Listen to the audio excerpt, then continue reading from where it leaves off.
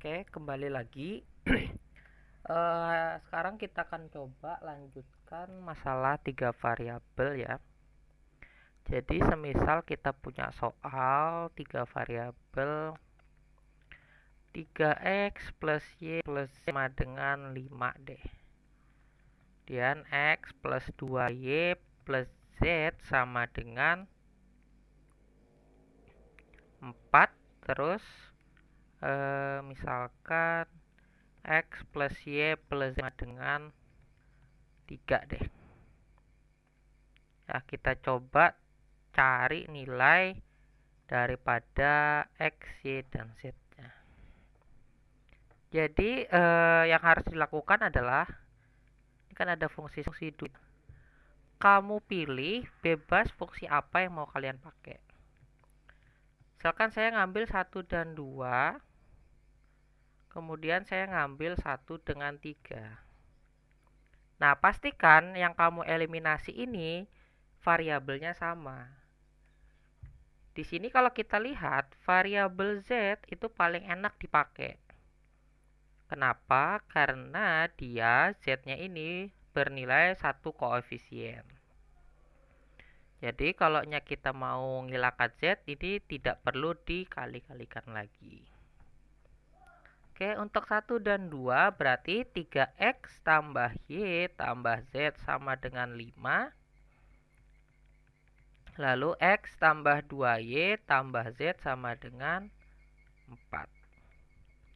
Supaya z-nya hilang, berarti kita kurangkan.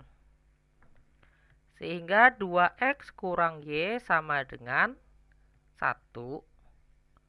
Dan ini kita nyatakan dia sebagai fungsi 4. Sedangkan di fungsi 1 dan 3 kita hilangkan z, berarti 3x plus y plus z sama dengan 5. Maka x plus y plus z sama dengan 3. Nah, karena kita ingin hilangkan z, berarti kita kurang. 3x kurang x akan didapatkan 2x. Y kurang y, habis. Z kurang z, habis. Nah, ternyata kebetulan nih. Ketika kita menghilangkan z, ternyata ada variabel lain yang menghilang juga. Sehingga otomatis kita akan bisa mendapatkan 2x sama dengan 2, atau x-nya adalah 2 dibagi 2, yaitu 1. Nah, setelah kita dapat x sama dengan 1 ini, tinggal kita substitusikan ke fungsi 4 tadi. Sehingga 2 kali 1 kurang y sama dengan 1. Maka 2 kurang y sama dengan 1. Min y-nya adalah 1 kurang 2 atau didapatkan min 1. Otomatis kamu akan mendapatkan y-nya sama dengan 1. Sudah dapat x-nya 1, sudah dapat y-nya 1, tinggal masukkan ke fungsi manapun. Mau ke 1, 2, atau 3, nggak masalah. Misalkan kita ngambil ke fungsi 3 deh. Maka otomatis kita akan mendapatkan 1 tambah 1 tambah z sama dengan 3. Berarti 2 tambah z sama dengan 3, atau z-nya sama dengan 3 kurang 2. Maka didapatkan z-nya 1. Jadi jawabannya 1, 1, 1. Ya, seperti ini saja penyelesaiannya. Ini tergantung soal lagi ya, karena beda soal nanti beda perlakuannya.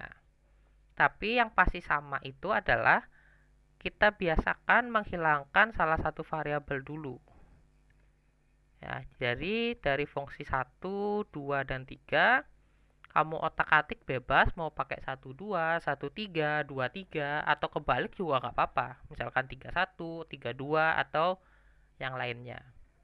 Intinya pastikan hilangkan variabel yang sama terlebih dahulu. Nah, kayak gitu. Kita coba soal nomor 2 deh. Kali ini kita coba masalah umur ya. Soal cerita. Jadi, misalkan umur ayah adalah ini ADL ya saya tulis ya, sebagai 3 kalinya umur Budi. Sedangkan umur ibunya lebih tua 3 tahun dari ayah. Nah, jika jumlah umur mereka 143 tahun, maka tentukan umur masing-masing. Nah, ini paling banyak yang kebingungan nih. Nah, tentukan umur. Padahal ini kalau kita bikin model matematikanya, ini sebenarnya mudah kok. Ayah kita misalkan sebagai A, Budi sebagai B, dan ibu sebagai I. Karena umur ayah adalah 3 kalinya umur Budi, berarti ketika umurnya Budi kita kalikan dengan 3, itu adalah umur si ayah. Sedangkan ibu itu adalah umur ayah ditambah 3 tahun. Jadi berapapun umur ayah ketika ditambah 3 tahun adalah umur si ibu. Sedangkan umur ayah tadi adalah 3 kali Budi. Berarti ibu ini bisa dikatakan sebagai 3 kalinya Budi ditambah 3 tahun. Sedangkan hasil penjumlahan umur ayah, ibu, dan Budi adalah 143. Berarti tinggal kita substitusikan. A-nya sebagai 3B. Ibunya sebagai 3B tambah 3. Ditambah B totalnya 143. 3B tambah 3B tambah B jadinya 7B plus 3 sama dengan 143. Atau 7B adalah hasil daripada 143 dikurang 3. Yaitu 40. Otomatis umurnya Budi adalah 140 dibagi 7. Kamu akan dapat 20. Dapatlah umur si Budi.